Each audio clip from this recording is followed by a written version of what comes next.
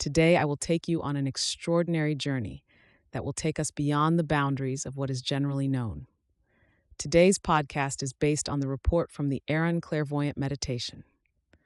Prepare yourselves for an exceptional story about an encounter with Horus, an ancient deity whose energy still speaks to us, crossing the barriers of time and space. In this report, you will hear about what is true in every dimension and about the secrets that the universe hides. Let's begin. You're listening to Talesphony podcast, your weekly dose of tales. During the cleansing session, I was taken on an incredible journey. I began this journey during a meditation that opened up a space for me where I was to meet a beautiful, wonderful consciousness. This encounter reminded me of the records I used to keep, conversations, journeys that I described with passion. Unfortunately, over time, I did not have time to convey these experiences word by word, but now I will try to tell you about this journey, because it was truly exceptional. I met a consciousness that here, on Earth, was called Horus, one of the so-called gods. Everything that was shown to me then was about who we are, what we do, and why. It was amazing because meditations reveal to us that there are no limits to consciousness. Everything that the mind considers impossible is in fact possible when we are able to throw out of our minds all the limitations that logical thinking and programs in our heads impose on us. The laws of the universe are simple and known to us all. The perfection that we carry within us is not always obvious to us, but the essence of everything is love. Love is the only constant in the universe, because even change, the only unchanging thing in the entire cosmos, is based on this principle. The truth is the same for everyone, regardless of the dimension in which we are. If something that we call truth is not reflected in higher dimensions, it means that it is false and not true. Journeys like the one I am telling you about are wonderful and have a real impact on our physical body. It is an experience that is difficult to describe in words. People who meditate regularly know that consciousness flows in a constant flow, without pressure, without any pressure. There is no need to force anything. Everything happens naturally when we understand what meditation really is. That day, as usual, I was cleansing people during meditation, and in the background, I was writing more messages. It was the end of February, and March was approaching, a month that, as it turned out, was difficult for many people. No wonder that people were spiritually awakened strongly then. At one point, I heard the voice of my soul. A meeting awaits you. Are you ready? I answered yes. My consciousness immediately left the body, which I saw from a third-person perspective, as if I was watching it with a camera. The color of my astral body changed, and I traveled through a huge space, first through white, then dark blue, until finally I found myself in cosmic darkness, filled with a multitude of stars and planets. It was beautiful. An incredible energy appeared before me. It shone with all the colors, more intense than you can imagine, like the northern lights with their bright, contrasting colors. It was enormous. I asked, "Who are you?" Then my astral body disappeared, and I heard a voice. "On Earth, I am known as Horus." You're listening to Talesphony podcast, your weekly dose of tales.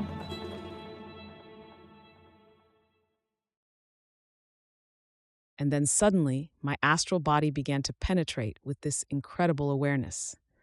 The feeling I experienced then was almost indescribable. I felt as if someone had showered me with values of nobility, dignity, wisdom, and pure goodness, but free from all material limitations, logic, or programs that usually control our thinking. As if all the heavy shell that we carry in our heads every day had suddenly disappeared. In this state, I understood that what people experiencing clinical death experience, a feeling of detachment from the body, lightness, freedom from matter, was exactly what I had just felt. It was like shedding a material body, as if my physical body had become just a manifestation of consciousness. And then, looking from this new perspective, I asked myself, where am I? In an instant, I found myself surrounded by stars. I saw a universe full of planets that were no longer just ordinary balls of gas and rocks, but energetic beings. These balls of energy were multicolored, and each one represented more than just a planet. They were souls, great spirits who created these planets. They are responsible for the existence of entire worlds, for their development. At that moment, I began to wonder about Earth. In an instant, I was next to it. I saw our planet in green, which emanated health and healing. Green symbolized regeneration, healing, not only of Earth itself, but of all beings connected to it, both inside and outside. I heard that Earth, like every planet, goes through different color phases during its development, starting with white, through gray, and finally green, which now represents healing. So I asked, why were you on Earth? What was your purpose? I heard the answer that when civilizations start to move towards darkness, when the planet moves towards dark, destructive energies, beings like Horus, gods that we know from history, come to Earth to bring truth and light. They come to remind civilizations that there is light, that there is truth that cannot be denied. Horus explained that they have no power over our free will, but they can indicate that light is the path that we should follow. I understood then that darkness is nothing more than the absence of light, a state that occurs when we extinguish the light of our consciousness. However, even in the deepest darkness, there is always a chance for a flash of light to appear, and that is why these great gods like Horus appear on Earth, to remind civilizations that despite all the odds, light always exists. I saw this consciousness running endlessly, jumping over obstacles, hurdles, until it finally reached the finish line. But that wasn't the end. The finish line was just an illusion, a momentary halt. This consciousness continued its course, growing, transforming, learning, and perfecting itself with every passing moment. I asked him what happens after reaching this mythical finish line, this point that for us humans seems to be the ultimate goal. In response, I heard that there is no end. Every civilization, every consciousness constantly grows, develops, and strives for higher and higher levels of existence. The finish line is just a stage on the path to full understanding. He showed me something even more amazing then. I understood that these obstacles, these hurdles that consciousness jumped over, were not only part of its personal path, but also an integral part of the development of the planet on which it existed.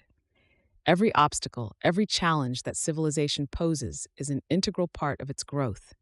The more challenges we overcome, the more we develop, and our energy becomes brighter and brighter, closer and closer to this pure, divine white. I asked him then about this whiteness. Are we all really striving for the same goal? Do all civilizations, all beings in the universe, have the same goal, the same destination? He answered that yes. Every civilization has the potential to achieve this whiteness, but the path they follow is unique.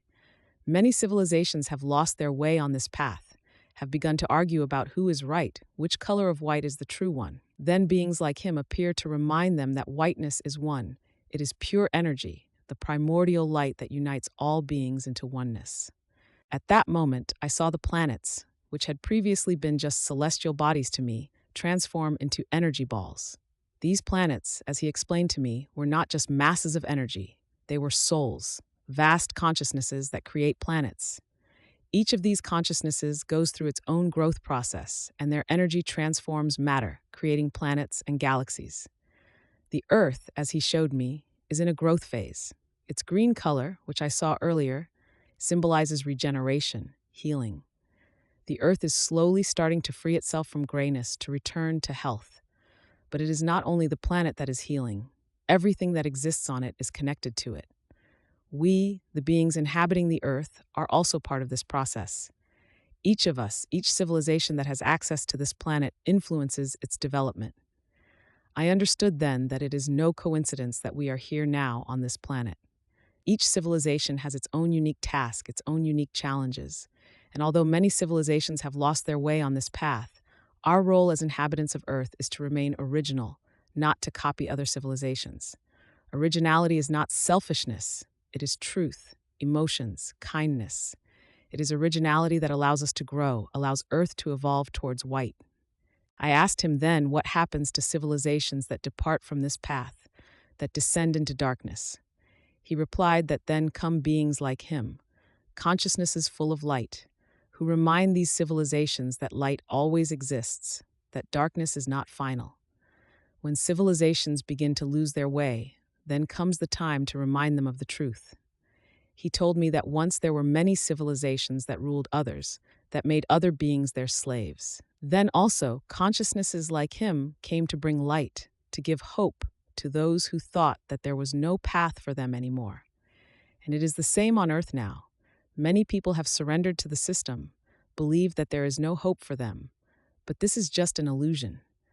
There is always light. There is always truth waiting to be discovered. I finally understood that these consciousnesses that come to Earth not only bring truth, but also ensure that this planet grows. They pass on their energy from generation to generation, ensuring that their work is never destroyed.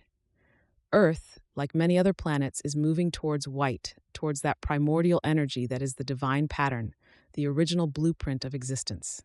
Suddenly, everything made sense. I looked at these beings, at their colors, at the way they moved. There was no hierarchy, no levels, just a harmonious coexistence of energy. Everything seemed to be one continuous vibration where everyone had their place, and yet no one was higher or lower. It was completely different from anything I had known on Earth. When I asked him what these different shades of white meant, he replied that each consciousness goes through its own stages of development, and white was the highest level of that evolution. He showed me how a planet that has reached the fullness of this whiteness becomes part of a larger system.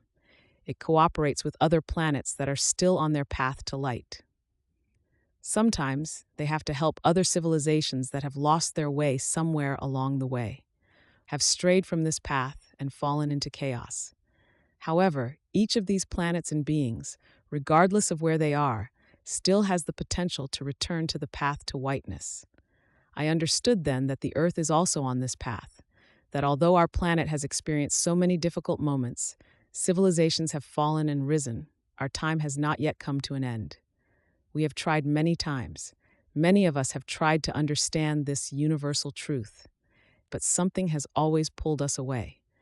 But now I knew that it was not over, that our planet still has a chance to grow, that there are still many beings who watch over our development and help us on this path. I asked him then what would happen next when the Earth reached this state of whiteness.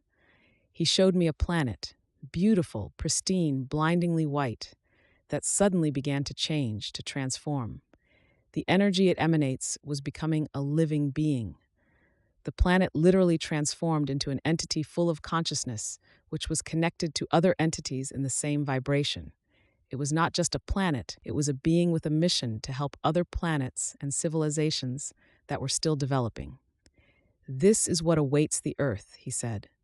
This is the goal of every civilization that strives for whiteness, to transform matter into energy, to understand the true essence of creation, and then to help others achieve the same. At that moment, I understood that what was happening on Earth was not just our internal struggle for survival, but part of a larger plan. Our planet has a mission, not just for us, but for the entire universe. When we achieve all this, our consciousness will connect with others, and Earth will become a place from which love and harmony flow, like other planets that have already walked this path. You're listening to Talesphony Podcast, your weekly dose of tales.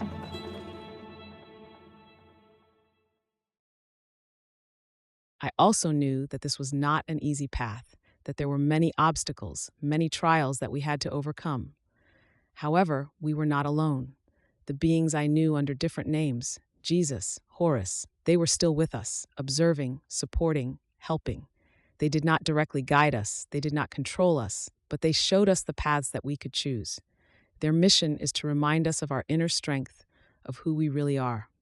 Wonderful beings who have the ability to create and coexist in love. I also understood that the key to everything is originality.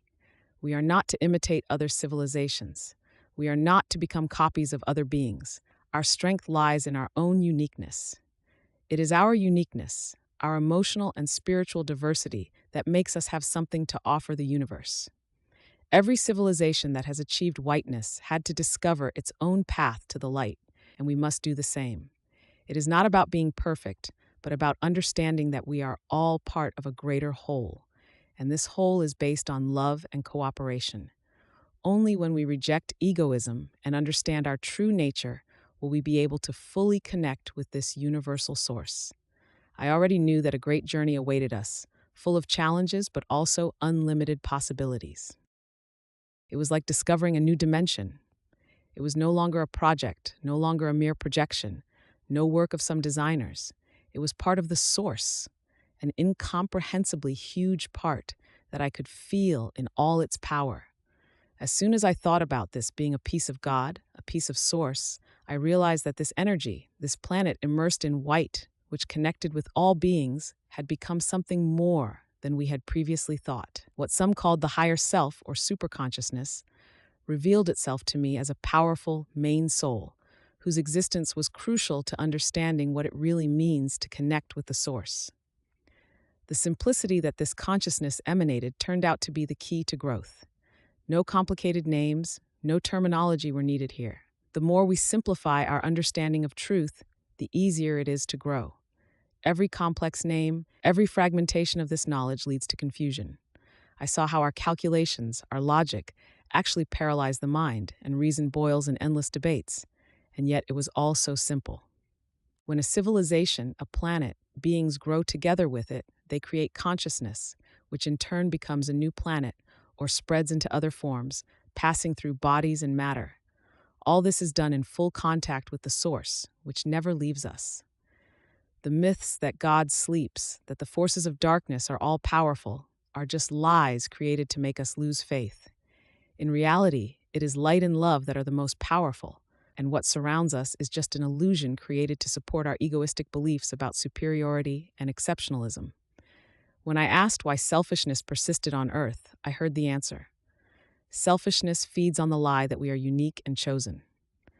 This lie has persisted for thousands of years, despite the evidence of other civilizations. Buildings, alien mummies, skulls, UFOs flying over us, underground and underwater cities. Despite this evidence, the exceptionalism program continues to operate, fueling selfishness, elevating some over others, and dividing us into tiers that we have created for ourselves. But now selfishness is leaving, and in its place is the true originality of each being. I understood that our faith, our perception of Source God should be based on love. Source is love. This is the essence we need, not philosophies, not logical reasoning. The love I felt was pure and untainted, the kind that spiritual beings experience, and which we are now rebuilding within ourselves. Our civilization has been designated to show the world the heart and love, emotions and work that are key on this difficult planet of choices. I was shown that our faith in love, in the source that never leaves us, has the power to illuminate not only our planet, but also those stuck in the darkness. When I looked at beings, I saw their auras, their colors, and how much love there is in them, and how much light there is. I saw how much our consciousness is visible in the cosmos. The more light in us, the brighter we shine. And when I asked about the truth, I heard that it will be revealed to us gradually, as our consciousness is ready to receive it without chaos, without regressing in development. It was a beautiful experience that opened my eyes to who we really are.